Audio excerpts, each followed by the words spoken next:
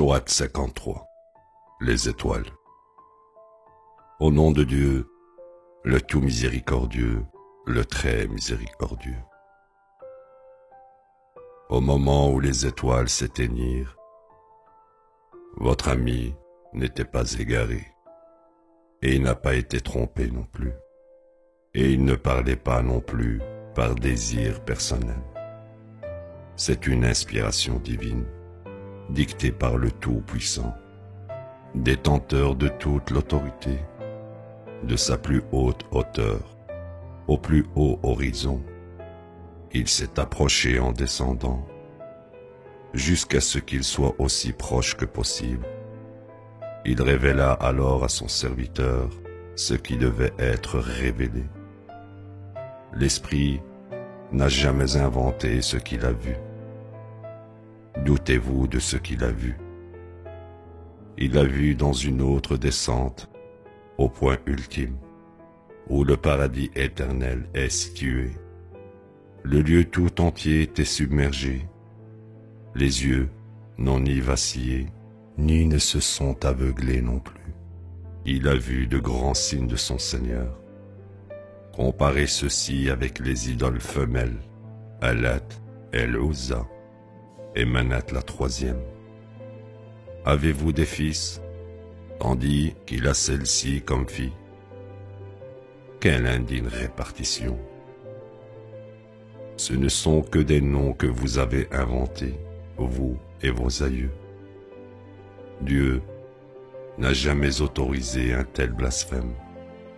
Ils suivent conjecture et désir personnel, alors que la vraie guidance leur est venue en ceci de la part de leur Seigneur. Que désire l'être humain? À Dieu appartient à la fois l'au-delà et ce monde. Pas même les anges au ciel ne détiennent l'autorité pour intercéder.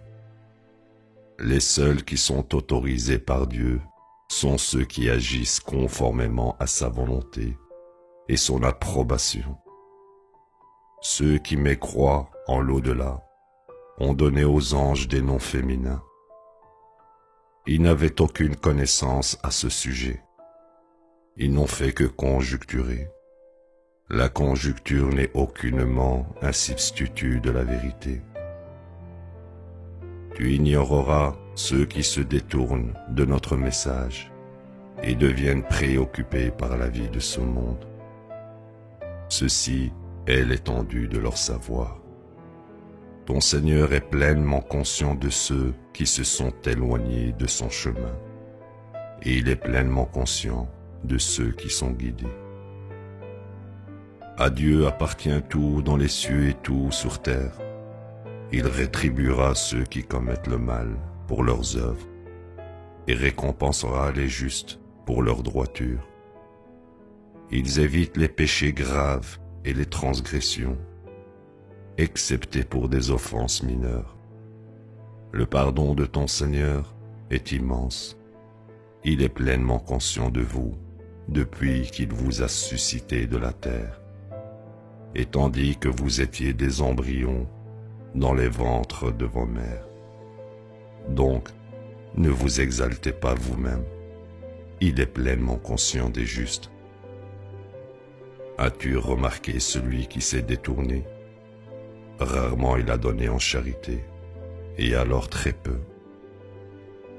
Avait-il connaissance du futur? Pouvait-il le voir? N'a-t-il pas été informé des enseignements dans l'écriture de Moïse et Abraham qui a accompli? Aucune âme ne porte les péchés d'une autre âme.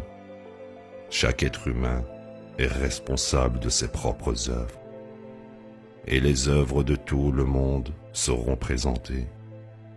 Puis, ils seront payés pleinement pour de telles œuvres. À ton Seigneur est la destinée finale. Il est celui qui vous fait rire ou pleurer. Il est celui qui contrôle la vie et la mort.